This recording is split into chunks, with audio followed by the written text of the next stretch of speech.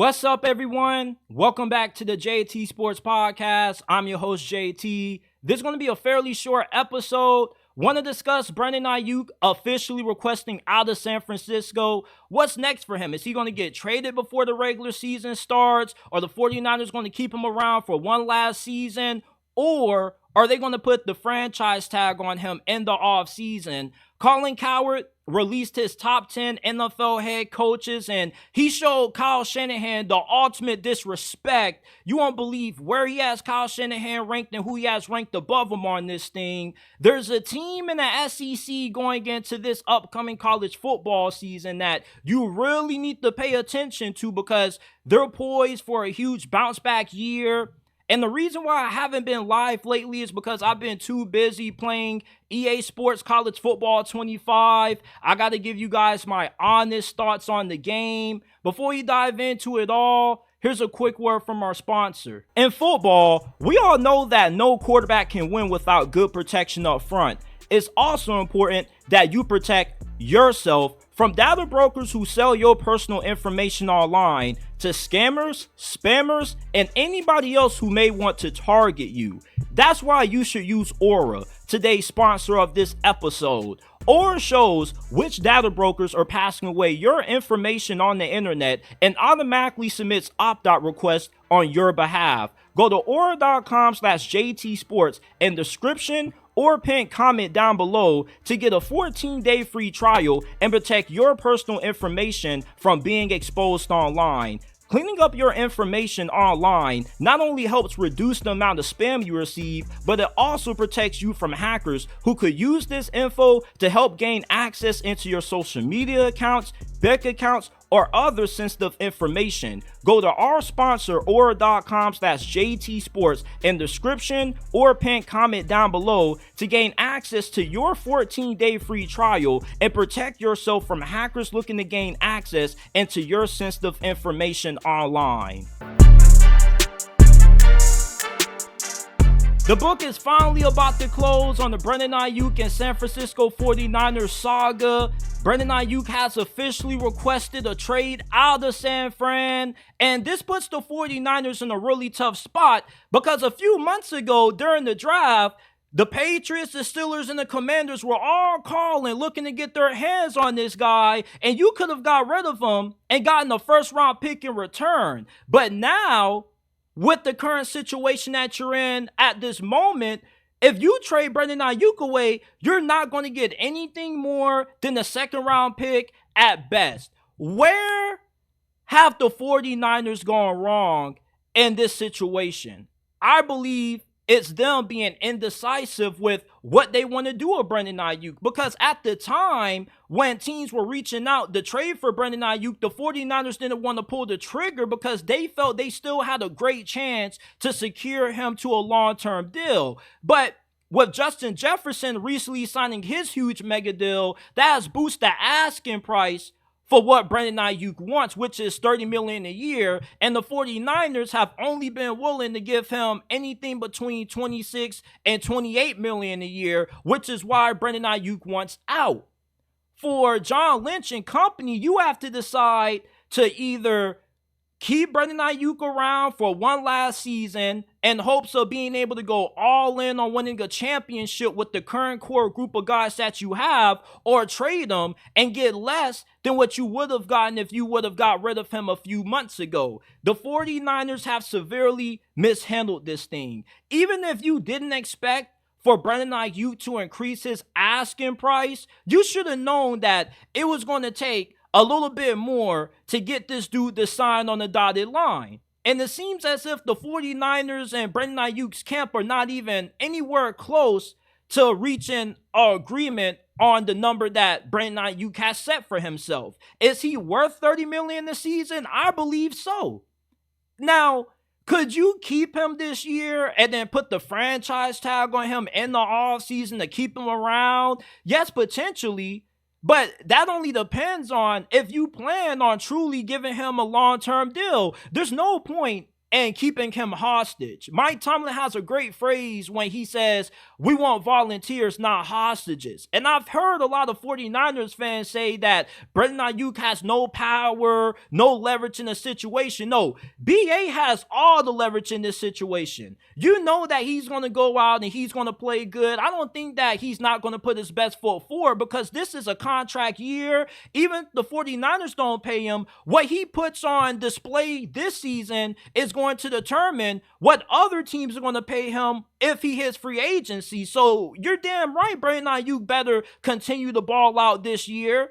But if you're putting the franchise tag on him only because you don't want him to leave, then that's a dumb reason to use it, because the franchise tag is really only in place to give you more time to come to a long-term agreement with said player. It seems like the 49ers have a price, BA has his price, and nobody's willing to budge. And therefore, if you have somebody who doesn't want to be there, you don't force them to stay there. That's a bad message to send to your team. You want to have a team where everybody's all in. One team, one goal. With Brandon Aiyuk in this contract situation, it doesn't seem like he's all in on winning the championship. He's all in on cashing out.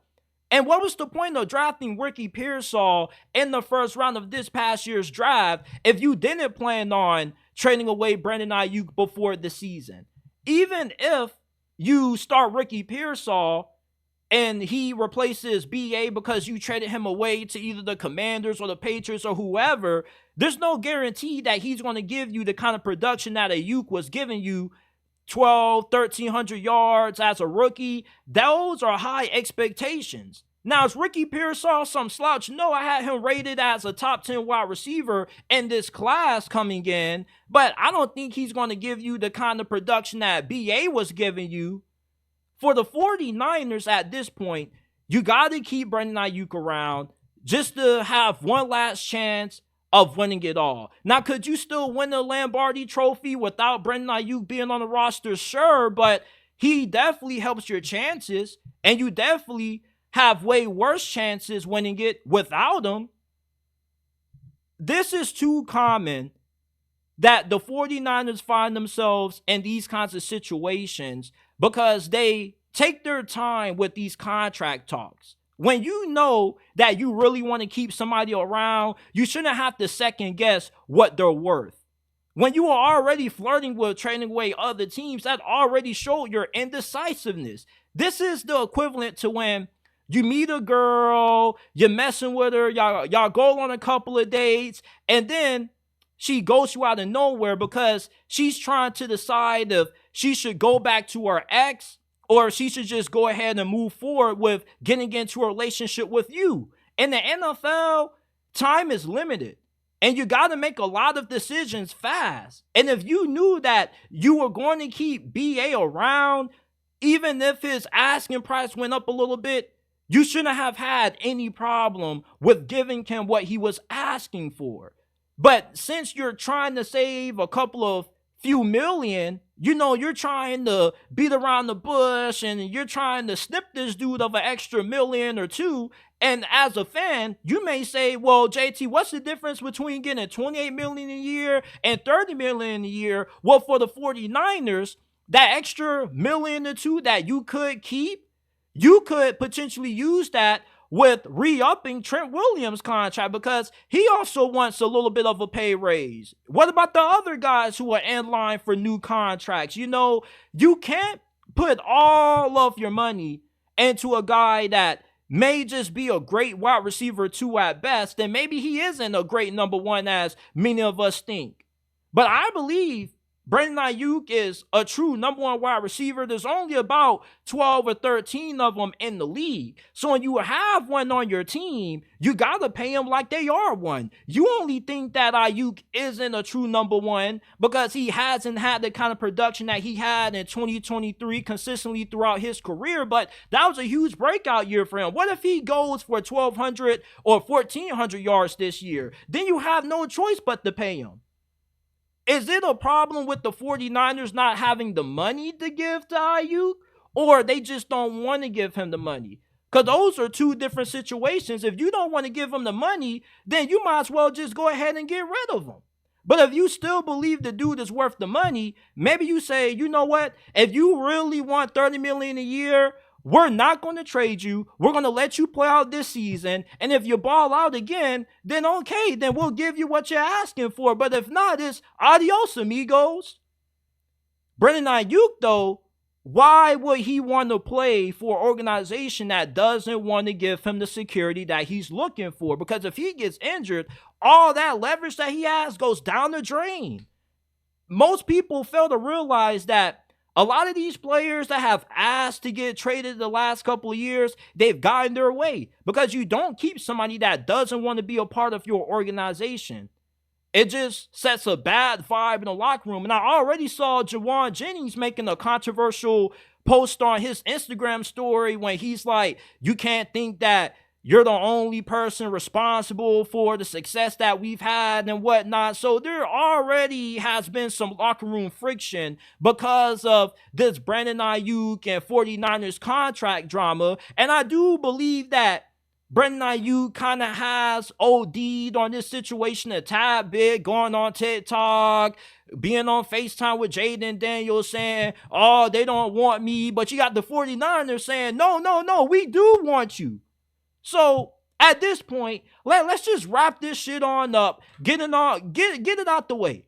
Are you going to trade the dude? Because if you are, maybe the Commanders will give you a first-round pick and next year's draft for Brandon Aiyuk because it's the Washington Commanders. They're known for doing a lot of dumb stuff. But the Steelers or the Patriots, Amar Khan, he damn sure ain't going to give you a first for Brandon Aiyuk, and neither are the New England Patriots. Your best chance of getting the draft compensation that you want for him is trading him to Washington. And you may not want to trade him inside the conference, but you have to trade him to the team that's going to give you the most. The 49ers really missed a great opportunity to get as much draft capital as possible when the demand for Brandon Aiyuk was at its peak.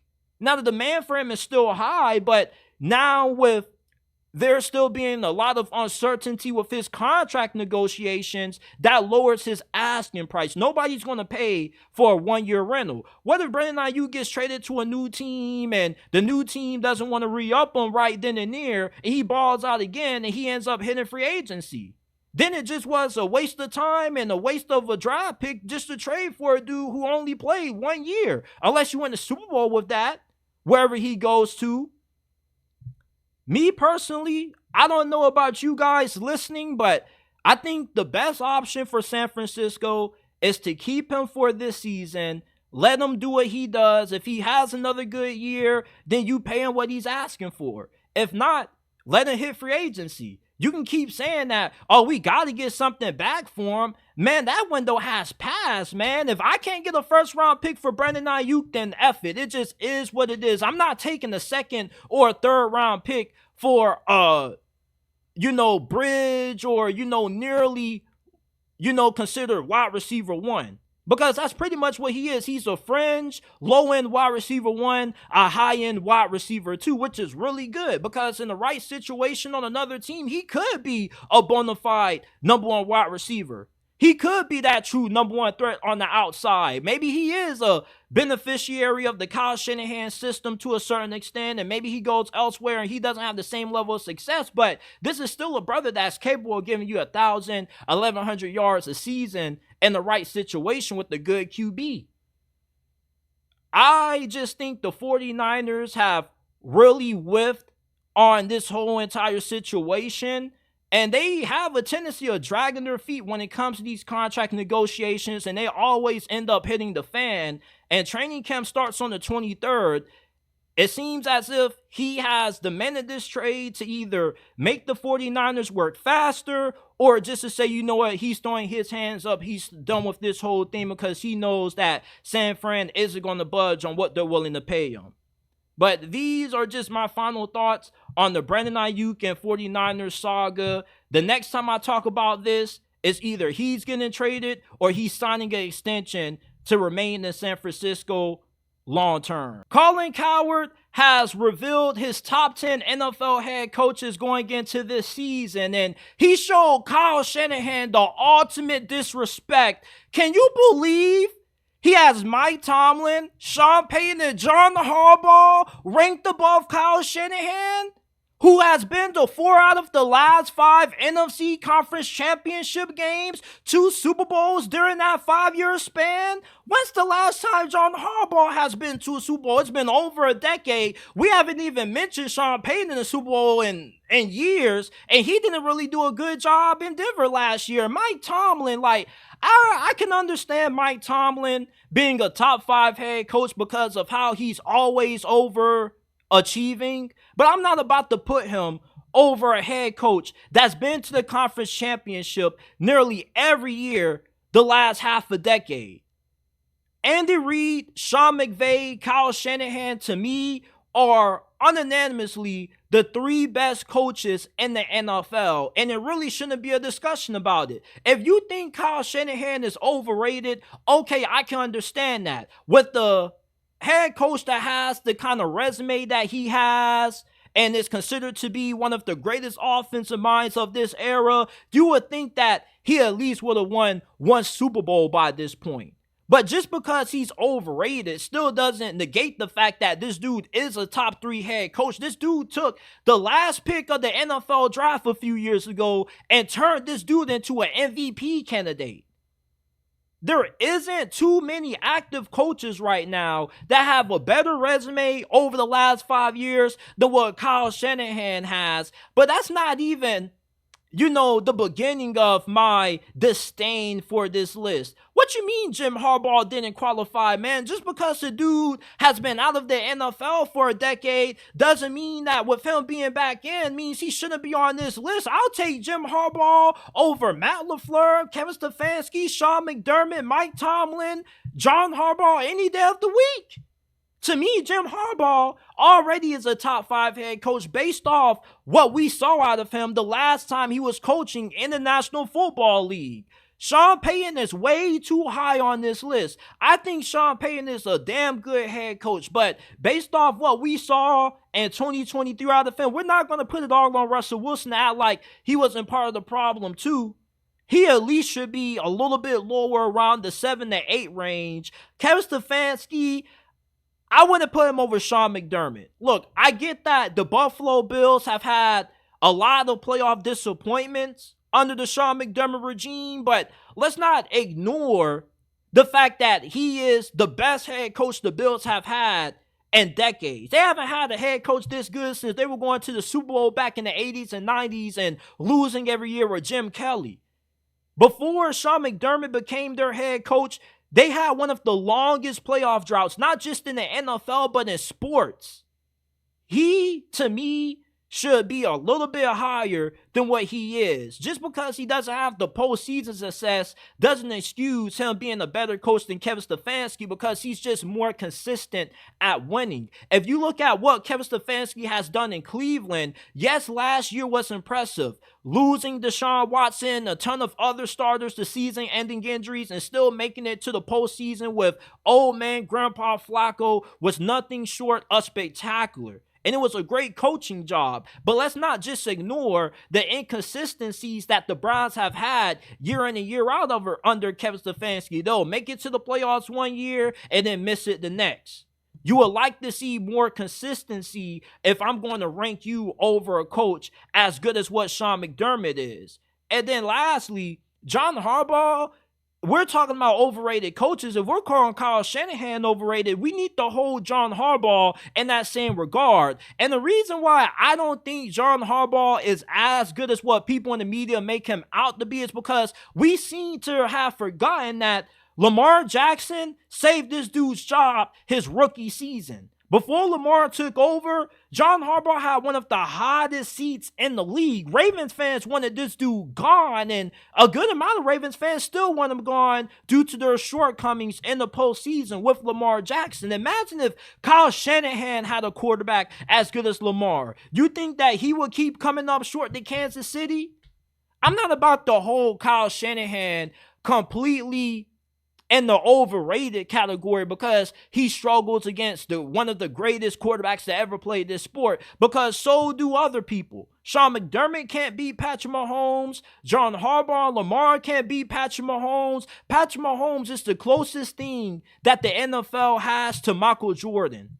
Even Tom Brady, to a certain extent, wasn't this dominant, at least not until the tail end of his career. When I'm looking at Colin Cowherd's top 10 coaches going into this year, man, I really have to wonder, what's this dude's criteria? I mean, Matt LaFleur, okay, I agree with where he's at. I think Matt LaFleur is really underrated. But John Harbaugh, Sean Payton, they need to get bumped down a little bit. And you definitely have to put Kyle Shanahan at 3. Who you put after that? Maybe you can put Mike Tomlin at 4. Although Mike Tomlin overachieves with having bad quarterback play, a lot of that is due to him just being Stevie Wonder when it comes to evaluating the quarterback position. But I give credit where credit's due. Mike Tomlin is a damn good coach. But having him above Kyle Shanahan, who has been to several conference championships in a Super Bowl, compared to a dude who hasn't won a playoff game in damn near 8-9 years, is blasphemy to me. I don't know what the hell Colin Cowherd was thinking when he decided to release these rankings, but he needs to go redo this and think it through, man, because there's no reason why Jim Harbaugh shouldn't be on this list, and why Mike Tomlin, Sean Payton, and John Harbaugh are ranked above a coach who has been to more conference championships and has more Super Bowl appearances than what they've had in over the last decade.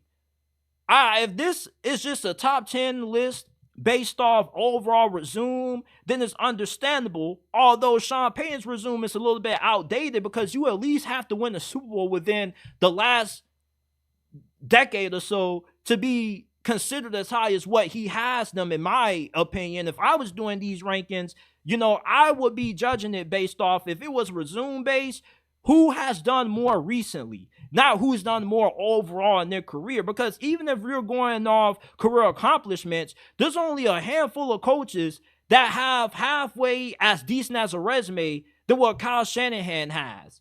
5 conference championship games, 2 Super Bowl appearances. Even though you don't have the Lombardi, that's still a damn good rap sheet to have. That was really similar to what Andy Reid had put together during his time with the Philadelphia Eagles. But this was just a terrible list.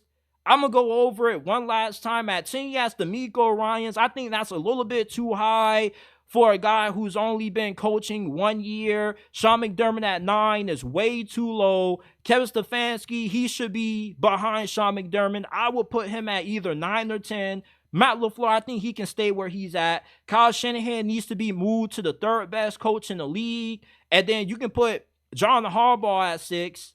I'll put Sean Payton at 5. I'll put Mike Tomlin a spot above where he's at currently at 4. And then 3, you have Shanny, McVay, and Andy Reid. That's how I would rank the 10 best coaches in the NFL going into this year. But this was a crazy list by Colin Cowherd, man.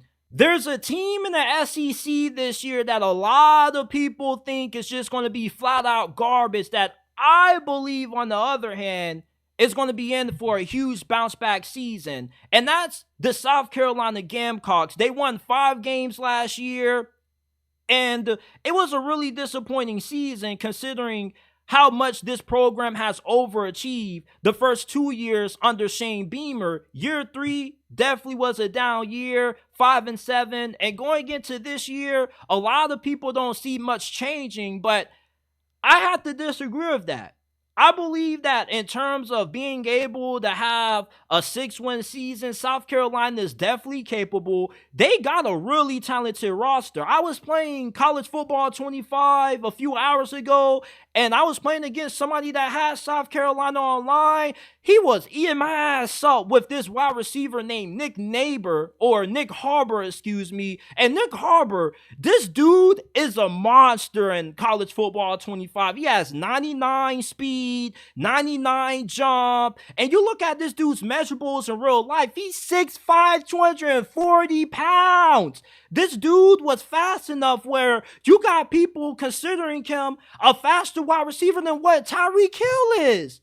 Not only do you have a freak at wide receiver, but have you not seen Lenore Sellers, the dude is around 240 pounds with a rifle for an arm and run somewhere between a 4.4 and a 4.5.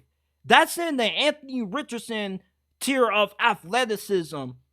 And just overall, when you look at South Carolina's roster top to bottom, their only big concern that I have going into this year is this offensive line. Their offensive line has been bad for the last 4 or 5 years. We never know when this thing is ever going to get fixed, if it ever will be fixed. But if South Carolina can have a average or slightly above average offensive line, they're locked to win 6 games this year because they got 4 easy wins against Old Dominion, Akron, on the road against Vanderbilt, and Wofford.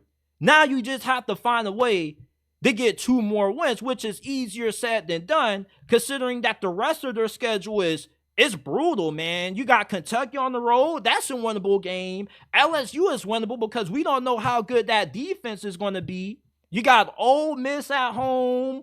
You got Alabama, Oklahoma on the road. Those are going to be 2 really brutal road games. Texas A&M, Missouri at home, and then you end the season playing Clemson on the road, but that's a rivalry game. That can go either way. To me, with South Carolina having a defense that's going to be really experienced on the front 7, they are as deep on the defensive line as what they've ever been the last couple of years under Shane Beamer. They should have a pretty good secondary. And offensively, not only do you have Lenore Sellers and Nick Harbor, but you also have Rocket Sanders, who you got in the transfer portal from Arkansas. So the talent is there for South Carolina, to me, to have a 7-win season. Where are the other 3 wins going to come from outside of the 4 easy ones that they're going to have? I could definitely see you being Kentucky on the road. You're pretty evenly matched.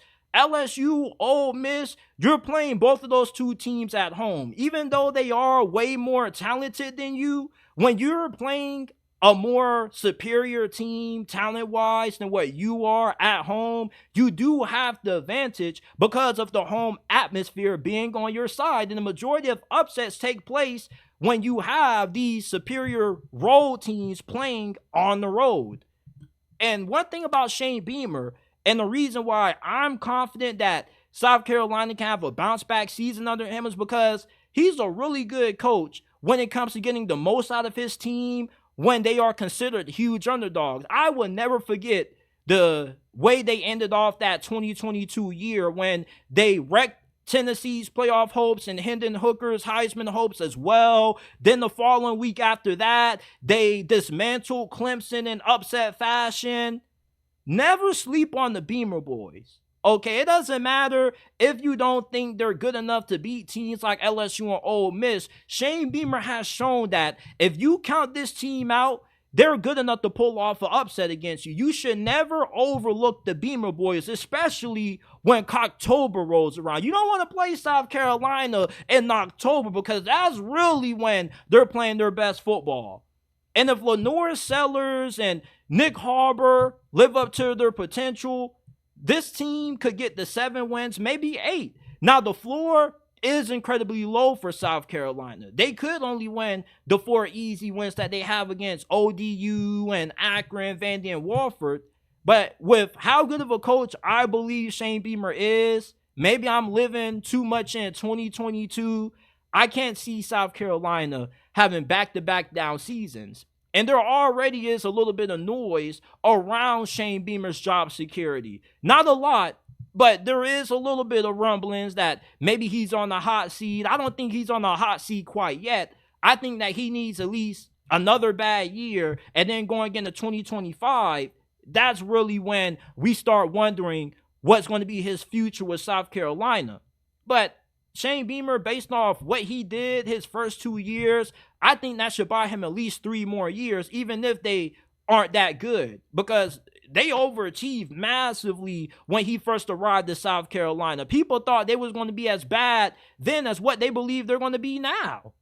So don't overlook South Carolina. This is a team that I think is going to be in for a huge bounce back year. They got an experienced defense, a good defensive coordinator. Offensively, if you can get the offensive line right, this can be a decent offense because Lenore Sellers is going to be a really good athlete. And if he ends up being a decent quarterback with some solid accuracy and decision making, his wide receiving core may not have tons of talent, but there's enough there that this can be a serviceable offense, especially with having Rocket Sanders in the backfield. That in itself is going to be really scary. Lenore Sellers and Rocket Sanders sharing a backfield with how explosive Sellers is, and we already know Raheem is one of the best running backs in college football. He has been for at least the last 2 years. This is an offense that definitely has a lot of upside. And this team overall has potential to be a middle-of-the-pack SEC team this year. It's been over 10 years since we last got a new college football game, and EA Sports has blessed us finally with the return of college football, releasing College Football 25 on Monday. I pre-ordered the game, and I'm going to just give you guys my honest thoughts. I'm a little bit disappointed, but I'm still enjoying the game. The gameplay is what I expected it to be. Not good. It plays a lot like Madden. I'm not going to call it a Madden replica because I definitely have felt some differences in the gameplay, and you don't have cornerbacks that, they end up getting burnt off a line or off the line by the wide receiver. And then once you throw it to the receiver, the cornerback comes out of nowhere and hauls in the wide receiver and gets the interception. The gameplay to me is way more enjoyable than what I've experienced playing Madden. And I hate Madden. You won't see me buying another Madden game. And I do like the new passing mechanics that they had implemented. It is a little bit hard to learn at first, but once you get the grasp of it, I think it's a really cool, unique thing that they've added to the game. You obviously also can tell that the developers put a lot of heart and passion into making this game, with the fact that they got every single team's traditions right with what they do at their home stadium. The fact that you got the Penn State home chant that they do at the start of the fourth quarter. Hell, they got FAU's home entrance right, and that surprised me. So they got every single small detail about every school, even the G5 ones, down to a T, which was really impressive to me. The dynasty mode, the recruiting, to me, at first when you mess around with it, it seems really unique. But after a while, it does get a little bit tedious and redundant. Like, all you're doing is just, trying to figure out what options are you going to take on a week-to-week basis. Are you going to phone the recruit and talk to their parents? Are you going to fly them out on official visit? Then you got to start making pitches to them. I think the recruiting is okay, but it is a little bit too much for me, for somebody who just wants to have a more casual dynasty feel. But at the same time, it also makes it where if you're somebody who enjoys an in-depth dynasty and you wanted a better recruiting than what you got in an NCAA 14, where you just assign points to guys and you just left it alone, then that definitely did feel what you were looking for in terms of wanting to have a recruiting experience that's a little bit more immersive and more realistic, because you have the option where you could, stalk a guy's social media profile, which is really funny to me. And plus, you got to strategize a little bit more with how you allocate your recruiting minutes, because depending on which program you're coaching at or who you choose in Dynasty, you may have only 500 minutes to spend on recruiting compared to other programs that may give you more time to allocate towards bringing in recruits. So it's a little bit more strategy involved. I don't have a problem with it. It's just that it can be a little bit time consuming. Maybe I just want to play a dynasty and only want to play the games, not have to worry about recruiting. The recruiting does take a little bit more time than what it used to. Back in NCAA 14, I think recruiting at best took about maybe 3-5 minutes at the most, unless you were reshuffling up your recruiting board. This year, though, it's like recruiting can at least take you maybe 30 to 40 minutes max, depending on how much time you want to put into it. And I'm also really excited about the transfer portal feature because I did get a couple of transfers in there because when I first got into Dynasty, I didn't really know what the hell I was doing with the recruiting. It gives me NCAA 10 vibes. I think NCAA 10's recruiting used to be a little bit like that. But the transfer portal, that's where I had to build most of my team from because I didn't get none of the recruits that I wanted. And also what makes recruiting more difficult is that unlike NCAA 14, when you can get pretty much any recruit that you want, no matter how bad your program is, let's say that you were coaching back then at a school like Texas State that was really bad and nobody knew about. Even though you were Texas State and you were a small school, you could still get a 5 or 4-star recruit.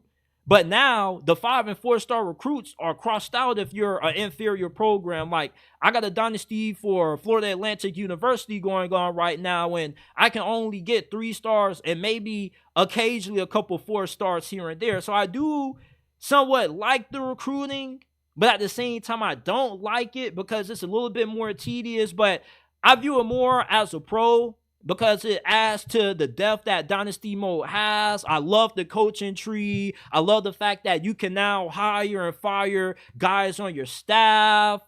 And I also love the fact that you can implement Team Builder into this thing. They still have that in the game. That's something that we were all wondering, how much customization were we going to have.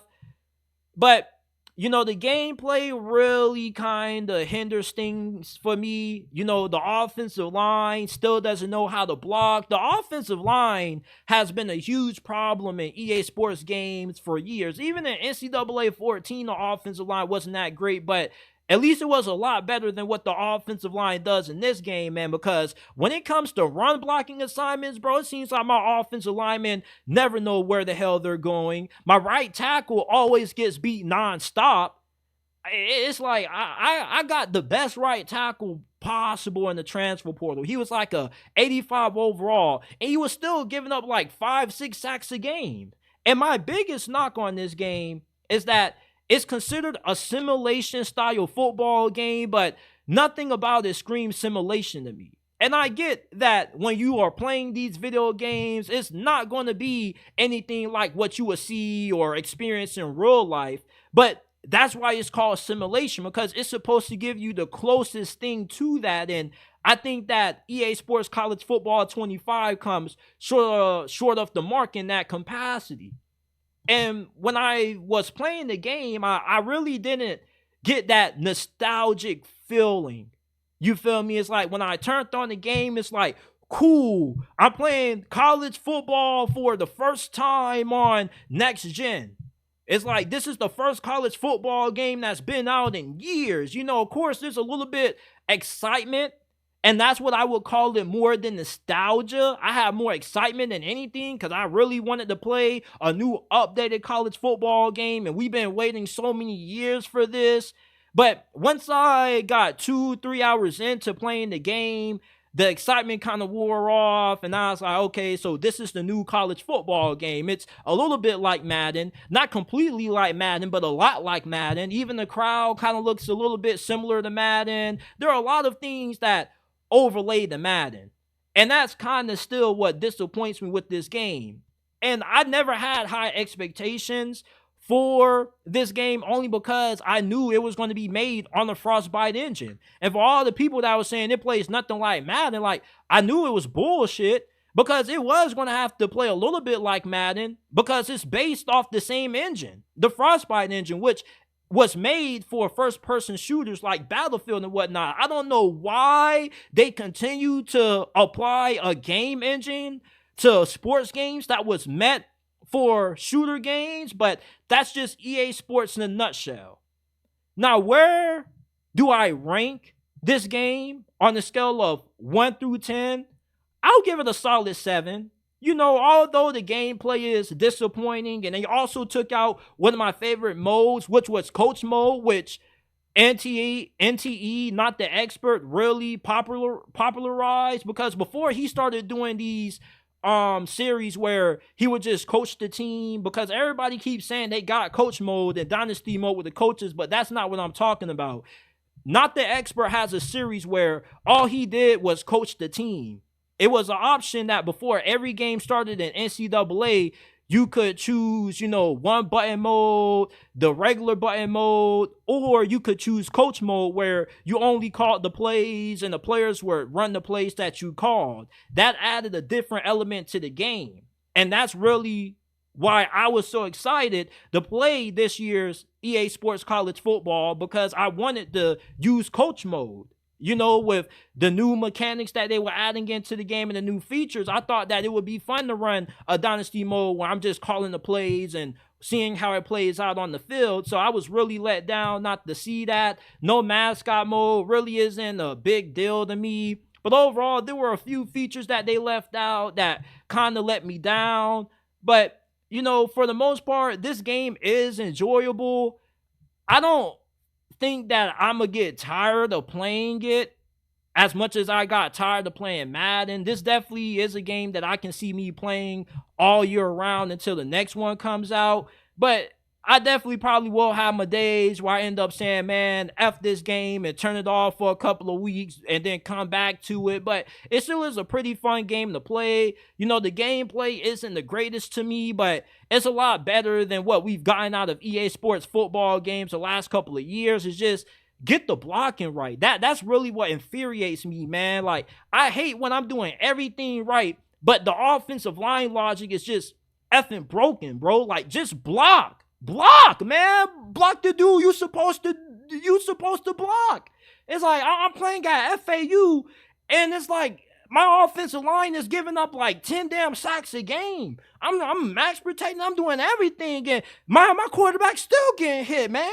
Like, what's up with that, EA? And then there are certain times when it's like the defensive backs will get in my wide receivers' way when they're running the routes downfield, and no pass interference penalties will get called. Like, it's a few critiques I have about this game, but I still view it in a pretty high regard, only because, the amount of time that they put in with getting the presentation right, making every single home crowd feel different. You could play a game at FAU and it feels like you're playing a game at FAU, or you could play a game at Alabama and it really has the feeling of an experience of you actually playing at Tuscaloosa. So that's what I love about the game the most. Road to Glory is okay. I still would have preferred to have high school, and I don't really think Road to Glory is all that great compared to what we've had in years past. I would have loved a cutscene or two, at least an interview with the coaches, some press conferences, allow me to view my social media. It's like the only thing they really added to it is that you just have more things that you have to navigate, keeping your GPA up, managing your health, your chemistry with your teammates. It's just, I would like them to expand on that a little bit more and have it where I can see what people are saying about me on social media, like how they have on 2K or how they have in Madden Connected Franchise mode. I believe they have that, or they used to have that. I don't know. I haven't played Madden in the brick, so I don't know if they still have the social media feature. But I do feel like the pros outweigh the cons this year. A lot of people seem to enjoy the game. It's like most of us knew this game was going to be trash. I'm not one of those people that constantly make excuses for EA Sports. Like, I knew what I was getting myself into when I bought this game, but thankfully I had the luxury of being able to use EA Play to play the 10-hour trial before I had to make a decision about the game. And ultimately, I like the game. Maybe it's because I haven't played a college football game in such a long time and I'm missing it.